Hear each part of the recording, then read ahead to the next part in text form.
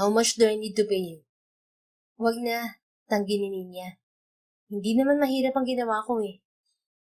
Ayoko nang may utang na loob, miss. Dinner na lang, ani Ninya.